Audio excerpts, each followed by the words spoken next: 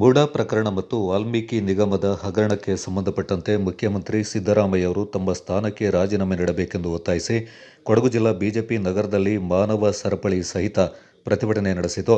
ನಗರದ ಜನರಲ್ ತಿಮ್ಮಯ್ಯ ವೃತ್ತದಲ್ಲಿ ಬಿಜೆಪಿ ಪದಾಧಿಕಾರಿಗಳು ಹಾಗೂ ಕಾರ್ಯಕರ್ತರು ರಾಜ್ಯ ಸರ್ಕಾರದ ವಿರುದ್ಧ ಘೋಷಣೆಗಳನ್ನು ಕೂಗಿದ್ರು. ಮಾನವ ಸರಪಳಿ ರಚಿಸಿ ರಸ್ತೆ ತಡೆ ನಡೆಸಿ ಅಸಮಾಧಾನ ವ್ಯಕ್ತಪಡಿಸಿದರು. ಜಿಲ್ಲಾ ಬಿಜೆಪಿ ಅಧ್ಯಕ್ಷ ನಾಪಂಡ ರವಿ ಕಾಳಪ್ಪ ಮಾತನಾಡಿ, ಸಿದ್ದರಾಮಯ್ಯ ಅವರ ನೇತೃತ್ವದ ಕಾಂಗ್ರೆಸ್ ಸರ್ಕಾರ ಭ್ರಷ್ಟಾಚಾರದಲ್ಲಿ ಸಿಲುಕಿಕೊಂಡಿದೆ. ವಾಲ್ಮೀಕಿ ಅಭಿವೃದ್ಧಿ ನಿಗಮದಲ್ಲಿದ್ದ ಹಣ ಅಕ್ರಮವಾಗಿ ವರ್ಗಾವಣೆಯಾಗಿದೆ. ಮೂಡಾದಿಂದ ಸಿದ್ದರಾಮಯ್ಯ ಅವರು ತಮ್ಮ ಪತ್ನಿಯ ಹೆಸರಲ್ಲಿ ನಿವೇಶನಗಳನ್ನು ಪಡೆದುಕೊಂಡು ನಿಯಮ ಉಲ್ಲಂಘಿಸಿದ್ದಾರೆಂದು ಆರೋಪಿಸಿದರು.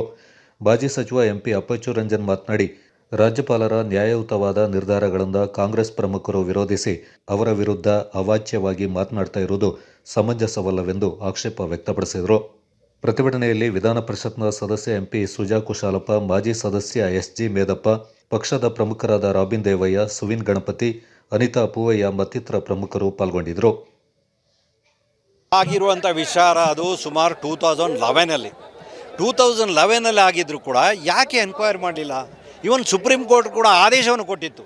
ಏನು ಅಂತ ಹೇಳಿದ್ರೆ ಇದನ್ನು 3 ತಿಂಗಳವರೆಗೆ ಎನ್ಕ್ವೈರಿ ಮಾಡಿ ಇದನ್ನು ಕೇಸನ್ನು ಮುಗಿಸ್ಬೇಕು ಅಂತ ಹೇಳಿದ ವಿಚಾರವನ್ನು ಕೂಡ ಹೇಳಿದರು. ಆಗ ಆ 3 ತಿಂಗಳನ್ನು ಕೂಡ ಮಾಡಲಿಲ್ಲ. ಯಾಕೆ ಮಾಡಲಿಲ್ಲ?